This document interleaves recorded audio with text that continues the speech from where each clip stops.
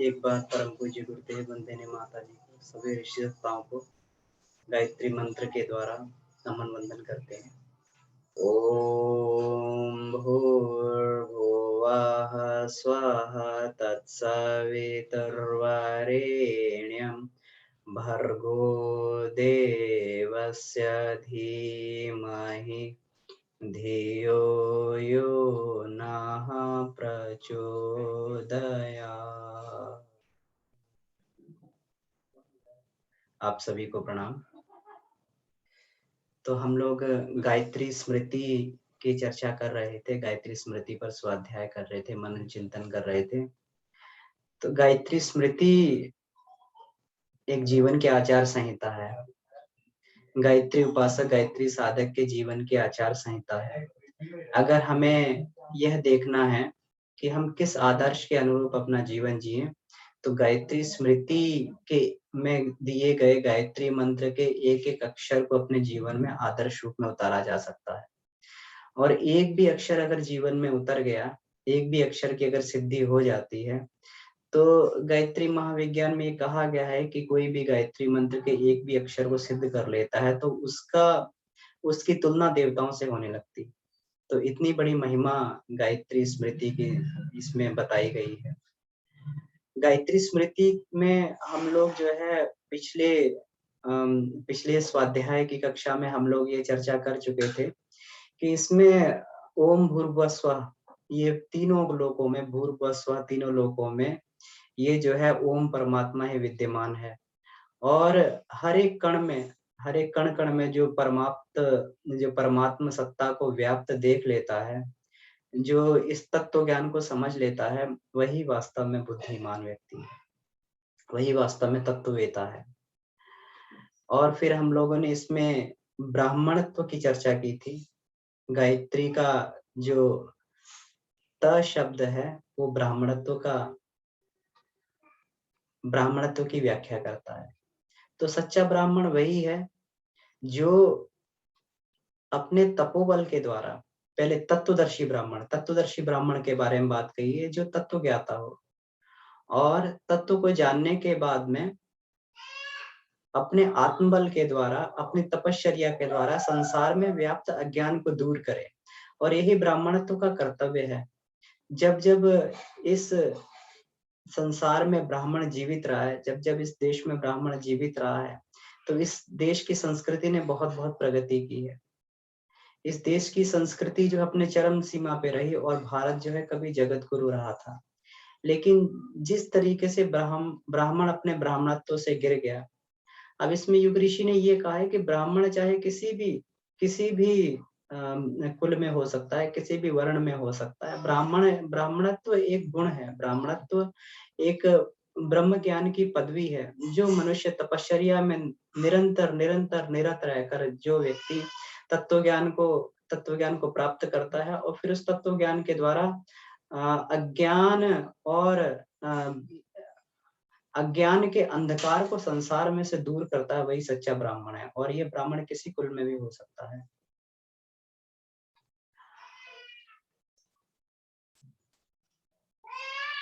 इसके बाद में इसमें स शब्द की व्याख्या करते हुए क्षत्रियत्व की व्याख्या की गई थी। तो इसमें जो है गायत्री स्मृति में तीनों वर्णों की इसमें व्याख्या दी गई है कि अगर 3 वर्ण में से किसी भी वर्ण में अगर गायत्री साधक है, तो उसको जो है किस प्रकार से अपने जीवन में आध्यात्मिक उन्नति करनी, अपने ही कर्म में रहकर। भगवान कृष्ण कहते हैं, जो व्यक्ति अपने ही कर्म में रहकर जो कर्म करता है, अपने स्वभाव के अनुसार कर्म करता है, वो जो है किसी भी रूप में ईश्वर को पा लेता है।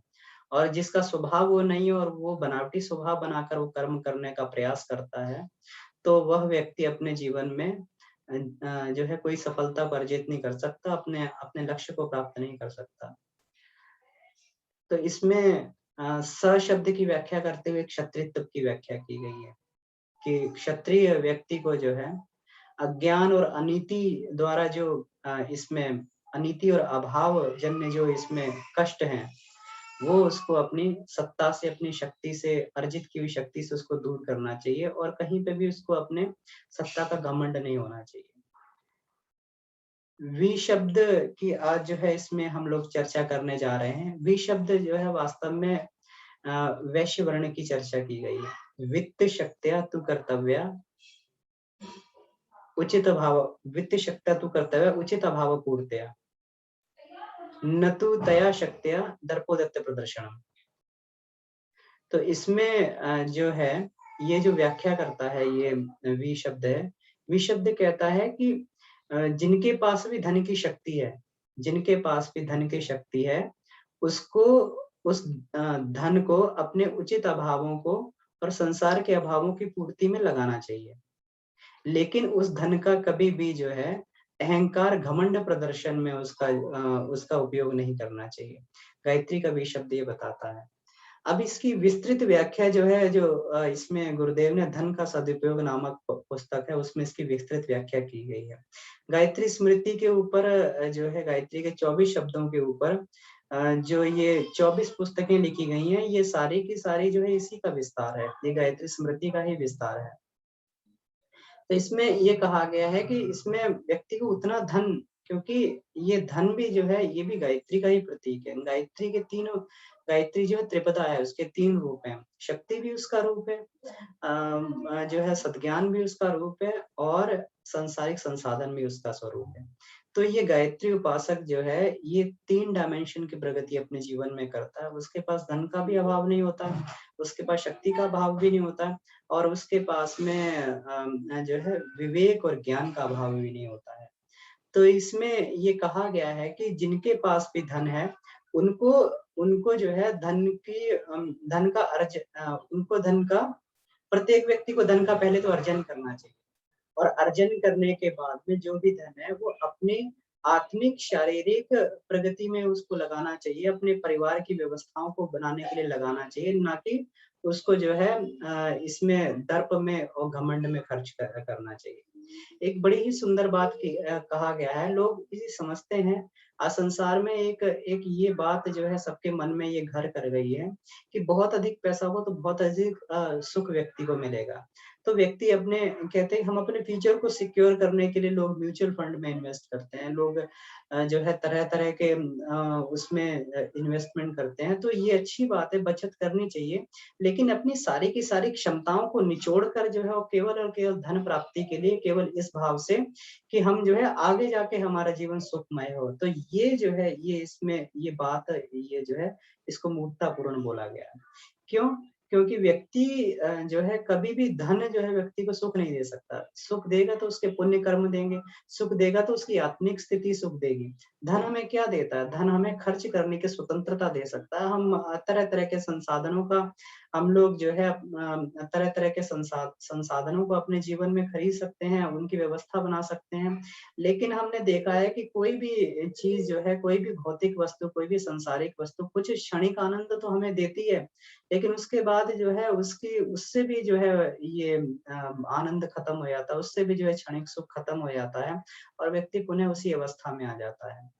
तो धन का प्रचुर मात्रा में और येन-केन प्रकारेण किसी भी तरीके से आज लोग धन को प्राप्त करना चाहते हैं, तो किसी भी प्रकार से धन को प्राप्त करने की नीति को जो है गायत्री स्मृति गलत बताती है।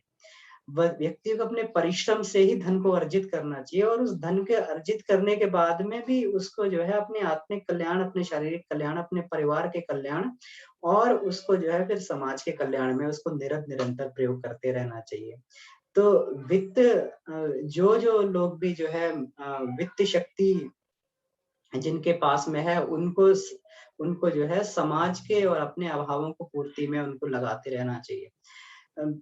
जब महाराणा प्रताप वन-वन भटक रहे थे और अपनी सेना को इकट्ठा कर रहे थे, उनके पास धन नहीं था। तो भामाशाह ने पूरा का पूरा धन अपना जो है महाराणा प्रताप को अर्पित कर दिया और महाराणा प्रताप का एक फिर जो है अभियान जो उनका था उनको शत्रुओं को परास्त करने का, वो प्रारंभ हो गया। तो इसमें जो है भामाशाह का बहुत बड़ा योगदान है। भामाशाह अपने जीवन में अमर हो गए।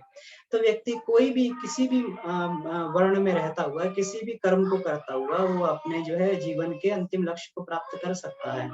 लेकिन ये है कि वहां पर उसका सदुपयोग किया जाए, उस गुण का सदुपयोग किया जाए। तो वित्त शक्ति हमें यही बताती है कि परिश्रम पूर्वक हम धन कमाएं और उस धन को जो है हम लोग उचित अभावों की पूर्ति के लिए और जो है उसको संसार के कल्याण के लिए लगाते रहें। इसके बाद में इसमें जो तु शब्द है, तु शब्द ये व्याख्या करता है कि तुषाराणाम प्रपाते अपि यत्नो धर्मस्य चात्मनम्, यत्नो धर्मस्य चात्मनम् महिमा च प्रतिष्ठा च प्रोक्ता परिश्रमस्य। इसमें परिश्रम की जो है, परिश्रम की एक बहुत बड़ी महिमा बताई गई है। तुषाराणाम प्रपाते अपि, कितना भी व्यक्ति पे कष्ट आ जाए, कितने भी व्यक्ति पे घोर संकट आ जाए, व्यक्ति को जो है चाहे विपत्तियों का पहाड़ टूट पड़े, लेकिन उसको परिश्रम के द्वारा, अपनी मेहनत के द्वारा, अपने प्रयत्न के द्वारा उस आपत्तियों को पार करना चाहिए। आपत्तियों में भी प्रयत्न करना नहीं छोड़ना चाहिए। कोई भी विपत्ति आ जाए तो प्रयत्न करना नहीं छोड़ना चाहिए। यही जो है गायत्री मंत्र का तू शब्द इसकी व्याख्या करता है। और जो गुरुदेव ने इसके विस्तार में इसकी पुस्तक लिखी हुई है आपत्तियों में धैर्य, आपत्तियों में धैर्य पुस्तक में इसको विस्तृत रूप से पढ़ा जा सकता है। तो इसमें युग ऋषि ये बताते हैं कि जीवन में ऐसा नहीं है कि सुख और दुख जो है जीवन के दो पहलू हैं। अगर सुख है तो दुख भी आएगा और दुख है तो सुख भी आएगा। वास्तव में ये एक ही सिक्के के दो पहलू हैं। और वास्तव में जो इसको दुख कहा जाता है, तो दुख जैसी कोई वस्तु इस संसार में है नहीं। दुख जैसी कोई वस्तु इस संसार में है नहीं। जब हम लोग 2 स्टूडेंट होते हैं, एक नालायक फिसड्डी स्टूडेंट होता है और एक एक बड़ा ही जो है परिश्रमी स्टूडेंट होता है, तो दोनों लोग मेहनत करते हैं और परिश्रमी जो छात्र होता है उसको मेहनत करने में आनंद आता है। उसको मालूम है कि मेरी परीक्षा होगी, मैं परीक्षा में उत्तीर्ण होऊँगा, मुझे जो है इसमें जो है मुझे पुरस्कार भी प्राप्त होगा, इसमें जो मुझे आगे कक्षा में बढ़ने का मौका मिलेगा, मेरे ज्ञान की वृद्धि होगी, तो वो जो है उसके लिए मुसीबत नहीं है, वो उसके लिए एक आनंद का स्रोत है। लेकिन जो फिसड्डी छात्र होगा, जो कमज़ोर छात्र होगा, जो नालायक छात्र होगा, वो जो है उसके लिए एक बहुत बड़ा जब एग्ज़ाम आएँगे तो जब परीक्षा आएगी तो उसके लिए एक विपत्ति का पहाड़ उसके सिर पे टूट पड़ेगा कि पता नहीं कौन-सी संकट उसके ऊपर टूट पड़ा है। तो जहाँ पर दोनों परिस्थितियाँ जो है समान है, लेकिन दोनों की मनस्थिति अलग-अलग होने की वजह से दोनों का फल जो है दोनों को अलग-अलग मिल रहा है। एक को उसी का परिणाम आनंद के रूप में मिल रहा है, तो एक को उसका परिणाम जो है दुःख के रूप में मिल रहा है। कभी भी कोई मुसीबत जीवन में आती है, तो उस मुसीबत उस मुसीबत में अगर हम देखें, अगर उसको विवेक की दृष्टि से देखें, इसमें गुरुदेव कहते हैं जब भी कोई आपत्ति आए तो 4 उस समय मित्र होते हैं और चारों मित्रों को कभी भी जो छोड़ना नहीं चाहिए। और वो चारों मित्रों से ही जो है अगर कोई व्यक्ति अगर उसकी जो है दुःख की परिस्थितियों को पार करता है, अगर मुसीबत को पार करता है, तो वो मुसीबत उसके लिए एक अनुभव को प्रदान करने वाली हो जाती है। ये 4 मित्र कौन से हैं? ये 4 मित्र हैं धैर्य, साहस, विवेक और प्रयत्न। धैर्य, साहस, विवेक और प्रयत्न। धैर्य, साहस, विवेक और प्रयत्न के द्वारा आपत्तियों में धैर्य, ठीक है, कोई समस्या आ गई तो व्यक्ति को जो है बिल्कुल एकदम विचलित नहीं होना चाहिए, धैर्य रखना चाहिए। पहले उसको परिस्थिति को समझना चाहिए। बहुत सारी समस्याएँ अपने जीवन में बहुत छोटी होती हैं, लेकिन मनुष्य अपनी सोच के द्वारा उसको बहुत बड़ा बना लेता है। तो उसको जो है विवेक दृष्टि से अगर उस पर त्राटक करे, उस समस्या में देखे, तो उसमें उसमें बहुत ही थोड़ा उसका मूल कारण होता है और वो मूल कारण व्यक्ति अपने साहस से, अपने परिश्रम से, प्रयत्न से पार कर लेता है। लेकिन जो व्यक्ति उसको जो है मुसीबत को देख के घबरा जाता है, उसको लगता है अरे! ये क्या हो गया? अब क्या होगा? कैसे होगा? तो व्यक्ति उसमें तनाव में चला जाता है, डिप्रेशन में आ जाता है। उसको क्लेश में हाय-हाय करने लगता है। तो उससे जो है उसकी परेशानी जो 1 गुना थी वो 100 गुना परेशानी हो जाती है। तो 1 गुना को 100 गुना बनाने का जो उसका परेशानी का है, ये व्यक्ति का अपने ऊपर ही ये निर्भर करता है। और जो व्यक्ति असली खिलाड़ी खिलाड़ी होता है, मंजा हुआ खिलाड़ी होता है, या हम सही कहें कहें तो गायत्री उपासक होता है, वो समस्या को इस तरीके से देखता है कि ये समस्या मुझे कुछ अनुभव प्रदान करने के लिए आई है। जीवन में बहुत सारी समस्याएँ हमारे जीवन में आती हैं और बहुत बड़े-बड़े अनुभव प्रदान करके चली जाती हैं।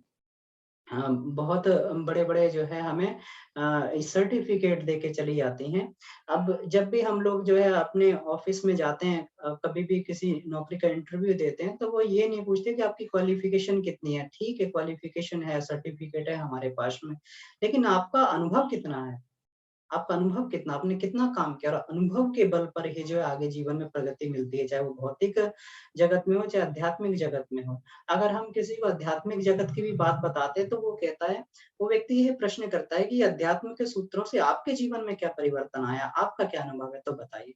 और अनुभवी व्यक्ति ही जीवन में, किसी के जीवन में कोई परिवर्तन कर सकता है। केवल उपदेश मात्र देने से आज जीवन में कोई भी, आज हम संसार में कोई भी व्यक्ति उपदेश नहीं सुनना चाहता, उपदेश नहीं सुनना चाहिए। उपदेश तो बहुत मिलते हैं, बहुत सारी किताबों में ज्ञान भरा पड़ा है, बहुत सारे जो है टीवी चैनलों पे ज्ञान बाँटा जाता है, बहुत सारा गूगल पे, इंटरनेट पे बहुत सारा ज्ञान उपलब्ध है। व्यक्ति ये नहीं चाहता, व्यक्ति चाहता है कि इस ज्ञान को अपना के अगर किसी के जीवन में कोई परिवर्तन आ गया है, तो उस व्यक्ति को ढूँढा जाता है कि इस ज्ञान के इस सूत्रों को, गुरुदेव के बाद में भी जो है हम लोग जिन्होंने गुरुदेव को साक्षात नहीं देखा, हम लोग किताबें पढ़ते हैं, हम लोग गुरुदेव का साहित्य पढ़ते हैं, गुरुदेव परावाणी से गाइड करते हैं, लेकिन फिर भी मन में कोई ना कोई एक कामना रह जाती है कि कोई अनुभव प्राप्त व्यक्ति अगर इस बात को समझा दे, तो जो है ये बात को हम लोग हृदयंगम कर लेंगे। और अनुभव कभी भी कष्ट और कठिनाई के बिना पूरा नहीं होता। अध्यात्म की भाषा में कष्ट और कठिनाई को तपश्चर्या बोला जाता है। अध्यात्म की भाषा में इसको तपश्चर्या बोलते हैं, और संसार की भाषा में इसको जो है कष्ट बोल दिया जाता है, दुःख को कष्ट बोल दिया जाता है। तो जो आध्यात्मिक व्यक्ति होता है, वो सुख और दुःख में कभी विचलित नहीं होता, बीच की अवस्था में रहता है, जिसको आनंद की व्यवस्था कही गई है। हर एक परिस्थिति में ईश्वर को साक्षी मानकर, और यही मानना चाहिए कि ये मेरे भगवान द्वारा दी हुई मेरे लिए एक परीक्षा है।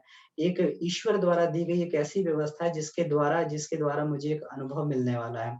तो व्यक्ति हँसता-हँसता जो उस कठिनाई को पार कर जाता है, वो वास्तव में उसको एक अनुभव मिल जाता है। अध्यात्म में व्यक्ति तपश्चर्या करता है, उसको अनुभव मिलता है, उस अनुभव के द्वारा वो संसार को प्रकाशित करता है, सबको ज्ञान बाँटता है। भौतिक जगत में उसको अनुभव मिलता है, तो उसकी जो है उसकी भौतिक जीवन की सफलताएँ उसको मिलती हुई चली जाती हैं। तो इसलिए युग ऋषि इसमें ये बताते हैं कि आपत्तियों में मनुष्य को हमेशा धैर्य करना चाहिए और प्रयत्न करना नहीं छोड़ना चाहिए। प्रयत्न करते व्यक्ति उसको अनुभव मिलता है और वो आपत्तियों से पार हो जाता है। तो ठीक है, तो आज केवल इसी की हम लोग चर्चा करेंगे, इसी का हम लोग जो है मनन चिंतन करेंगे कि किस तरीके से इसको अपने जीवन में इम्प्लीमेंट किया जाए। तो ठीक है, अगर किन्हीं का कोई प्रश्न है तो इसमें हम लोग चर्चा कर सकते हैं, और आप कोई अनुभव इसमें शेयर करना है तो वो भी किया जा सकता है। जी।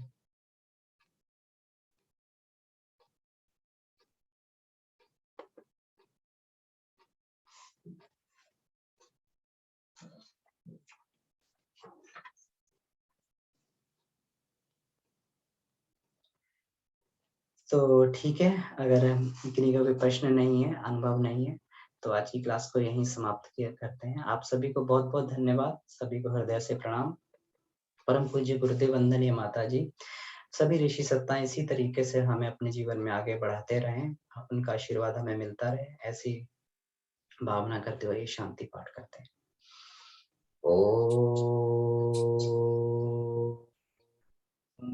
शांति, शांति, शांति। समाप्त। प्रणाम भैया। भैया ये सारे वीडियोस का आप लिंक एक बार भेज दीजिएगा, वो एकदम साथ में आ जाएंगे क्या, एक के बाद एक जैसे सीक्वेंस में?